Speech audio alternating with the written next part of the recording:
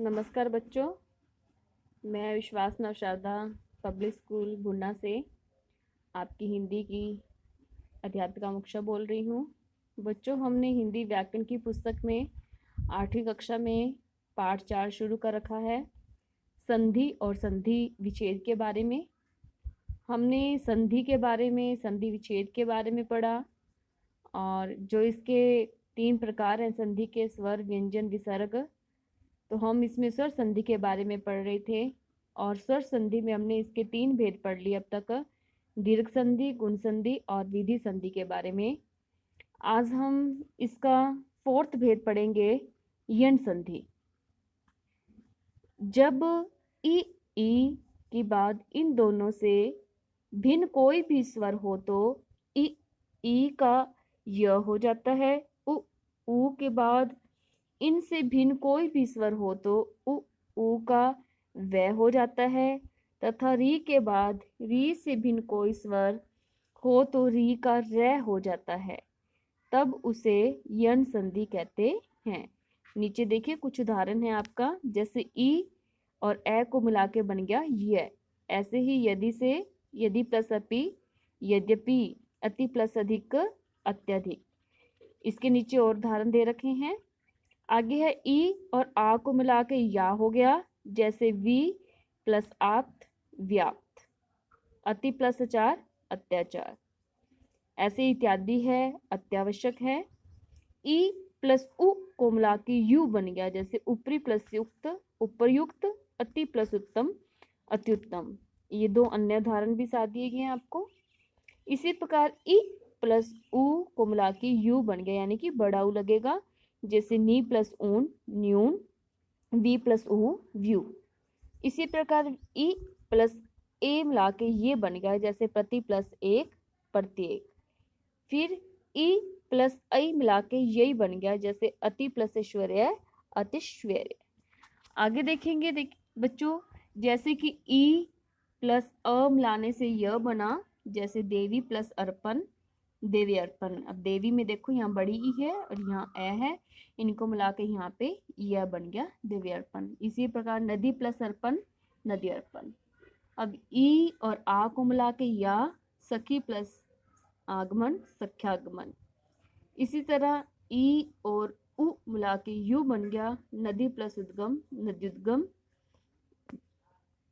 इसी प्रकार E plus उ मिला के यू बना, जैसे नदी प्लस उर्मी, नद्युर्मी। ई प्लस आई मिला के बना यही, ठीक है। इसका बन गया जैसे नदी प्लस ऐश्वर्य, नदेश्वर्य, देवी प्लस ऐश्वर्य, देवेश्वर्य। इसी प्रकार देखो आपको ये अन्य उदाहरण दिए गए हैं यण संधि के, जैसे उ और अ से व बन रहा है, उ और आ से भी वा बन रहा है, उ और ई से वी बन रहा है, उ प्लस आई से वे बन रहा है, उ प्लस आ से वा बन रहा है। तो ये इसके देखो क्या है, कुछ अन्य उदाहरण दे रखे हैं। ये आपने सभी उदाहरण पढ़ने हैं और अपनी नोटबुक में करके भी देखने हैं बच्चों, लर्न करके। आगे देखिए, फिर री और अ को मेल से क्या बना, र। जैसे मातृ प्लस अनुमति, मातृ में देखो री है और ये अ, यहाँ क्या बन गया, र बन गया, जैसे मातृ अनुमति।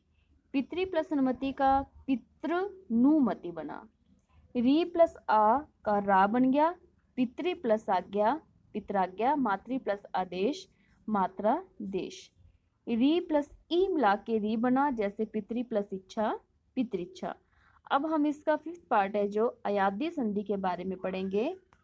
ए तथा ऐ तथा ओ तथा औ के बाद यदि इनसे भिन्न कोई स्वर आता है तो ए का अय और ऐ का आए और ओ का अव तथा औ का आव हो जाता है, तब उसे अयाद्य संधि कहते हैं। कुछ उदाहरण देखेंगे बच्चे इसका, जैसे ए और ए को मिला के अय बन गया, ने प्लस अन, नयन। ए प्लस अ को ऐ प्लस अ मिला के आए, जैसे गई प्लस अक, गायक। ओ प्लस ए मिला के अव बना, जैसे भो प्लस अन, भवन। औ प्लस ए से आव, जैसे पौ प्लस अन, पावन। औ प्लस ई से मिला के बना आवी, जैसे नौ प्लस इक, नाविक। औ प्लस उ मिला के बना आवू और भौ प्लस अक से बना भावुक। इसी तरह ये देखो बच्चों, इसके कुछ उदाहरण दे रखे हैं, ये आप खुद करोगे। फिर हम देखो इसका दूसरा भेद, ठीक है, व्यंजन संधि के बारे में पढ़ेंगे। पहले हमने संधि पढ़ ली और उसके 5 भेद पढ़ लिए। अब हम व्यंजन संधि पढ़ेंगे। जब किसी भी व्यंजन ध्वनि के बाद कोई स्वर या व्यंजन आता है और दोनों के मेल से जो परिवर्तन होता है उसे व्यंजन संधि कहते हैं। जैसे जगत प्लस अम्बा जगदम्बा, सत प्लस मारक सन्मारक। अब इसमें जगत में देखो त व्यंजन है और अम्बा में अ स्वर है, तब तय का यहाँ क्या बन गया, दै परिवर्तन जगदम्बा बन गया। इसी प्रकार सत में व्यंजन त व्यंजन है और मार्ग में क्या है, म व्यंजन है, अब तय का यहाँ क्या बन गया, नय में परिवर्तन, यहाँ क्या बन गया, सन्मार्ग। व्यंजन संधि के कुछ प्रमुख नियम इस प्रकार हैं। क, च, ट, त, प के बाद कोई भी सघोष ध्वनि, स्वर या किसी वर्ण का तीसरा या चौथा व्यंजन, जैसे ग या घ, ज या झ, ड या ड, द या ध तथा ब या भ अथवा य, र, ल, व, ह व्यंजन आते हैं तो निम्नलिखित परिवर्तन होते हैं। क का ग बन जाता है, च का ज बन जाता है, ट का ड बन जाता है और त का द बन जाता है और प का ब बन जाता है। इसके कुछ उदाहरण देखेंगे। जैसे क का ग में परिवर्तन, जैसे वाग प्लस ईश वागीश। च का ज में परिवर्तन, अच प्लस अंत अजंत। ट का ड में परिवर्तन, षट प्लस आनंद षडानंद। त का दा में परिवर्तन, जगत प्लस ईश जगदीश। प का ब में चेंज हो गया, जैसे कि अप प्लस ज तो अब्ज। ये इसके देखो कुछ 3 अन्य उदाहरण दे रखे हैं जो आपने करने हैं।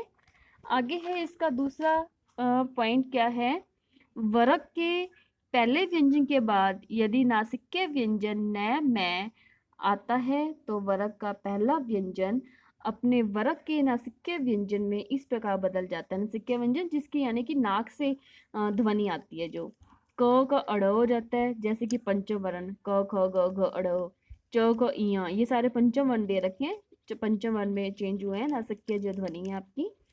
ट का न में चेंज आता है, त का न में और प का म में। इसके कुछ उदाहरण है, देखो क का अड़ में चेंज हुआ है, जैसे कि वाग प्लस में वांग में, दिग प्लस नाद दिग्नाद। ठीक है, ट का न में परिवर्तन हुआ है, जैसे षट प्लस मास षणमास, षट प्लस मुख षणमुख। त का न में परिवर्तन, सत प्लस मार्ग सन्मार्ग, जगत प्लस नाथ जगन्नाथ।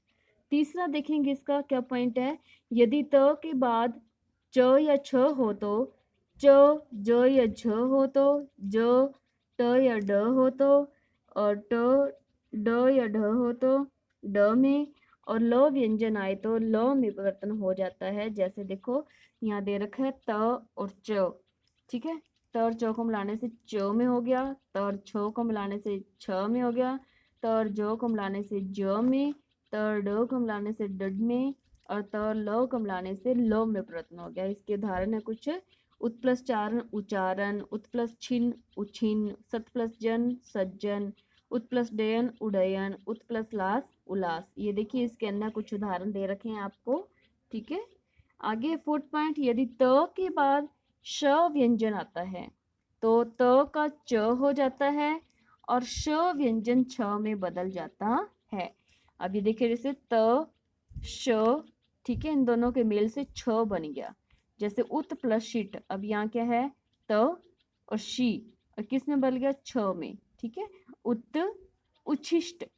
इसी प्रकार हनुमत और शास्त्री हनुमच शास्त्री छास्त्री। ठीक है, आगे यदि त द व्यंजन के बाद ह व्यंजन आता है तो त द का परिवर्तन द में तथा ह का परिवर्तन ध में हो जाता है। जैसे त प्लस ह ध में चेंज हो गया। जैसे इसका देखो एग्जाम्पल है, उत प्लस हार उधार, द और ह का ध में हो गया, जैसे पद प्लस इति पद्धति। अब है अनुस्वार, यानी अनुस्वार में क्या आता है, बिंदु आती है अंग के बाद जिस वर्ग का व्यंजन आता है अनुस्वार उसी व्यंजन के वर्ग का नासिक्य बन जाता है। जैसे देखो अनु प्लस प्लस वर्ग बन गया, अनुस्वार प्लस त्वर्ग इया बन गया, अनुस्वार प्लस त्वर्ग अण बन गया, अनुस्वार प्लस त्वर्ग न बना, अनुप्रास प्लस वर्ग म। ऐसे देखो मैं आपको एक आधा उदाहरण बता रही हूँ इसका। जैसे सम प्लस गीत क्या बन गया? संगीत। सम प्लस कलप संकल्प। ये नीचे इसके अन्य उदाहरण दे रखे हैं, ये आपने खुद करके देखने हैं बच्चों। ठीक है, आगे देखिए आपका 7 पॉइंट है आपका, अनुस्वार में अगर मैं के बाद यदि र, य, र, ल, व, स, श, ह व्यंजन आते हैं तो अनुस्वार बिंदु के रूप में ही लिखा जाएगा, म वर्ण के रूप में ही। जैसे सम प्लस योग संयोग, सम प्लस रचना संरचना। ये देखिए ये अन्य इसके उदाहरण दे रखे हैं। ठीक है, ये आपने करने हैं। फिर है यदि स व्यंजन के पहले अ आ के अलावा कोई अन्य स्वर आता है तो स का श हो जाता है। जैसे वी प्लस सम विषम, परि प्लस सद परिषद, सु प्लस समा सुषमा, अभि प्लस एक अभिषेक।